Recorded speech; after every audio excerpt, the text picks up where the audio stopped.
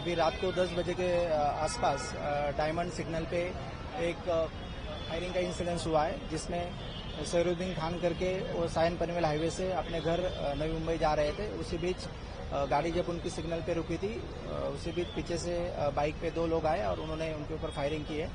अभी उनको हॉस्पिटल में एडमिट किया गया है और उसकी तबीयत अभी ठीक है।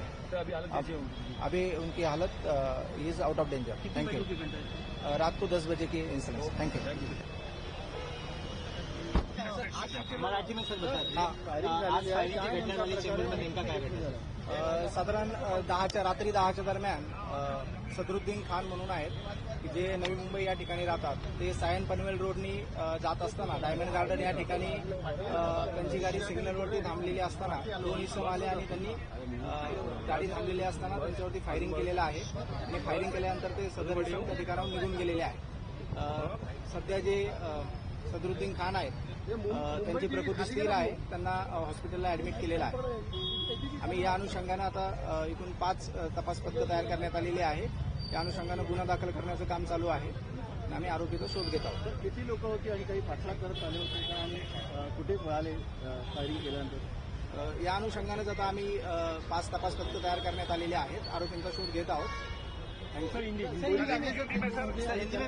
में एक हिंदी में विस्तार से बता दें, चेंबूर में फायरिंग हुई है, क्या घटना है? अभी रात को 10 बजे के आसपास सफरुद्दीन खान करके वो सायन पनवेल रोड से उनके घर नवी मुंबई जा रहे थे। उसी दौरान डायमंड गार्डन का जो सिग्नल है वहां पे उनकी गाड़ी रुकी थी। उसी बीच दो इसम बाइक पे आए और उन्होंने उनके ऊपर फायरिंग की है। फायरिंग में उनको साइड से गोली लगी हुई है और अभी उनको हॉस्पिटल में एडमिट किया गया है। जो इसमें अभी पुलिस आगे की तपास कर रही है। सर, बाइक पे कितने लोग थे, क्या प्राइमरी पैसे जानना है? अभी मतलब बाइक पे 2 लोग थे, ऐसी जानकारी मिली है। आगे की जानकारी पुलिस कर रही है। Thank you. कंडीशन क्या सर उनकी? कंडीशन फिलहाल क्या? प्लीज मतलब आउट ऑफ डेंजर, अभी ठीक है। Thank you.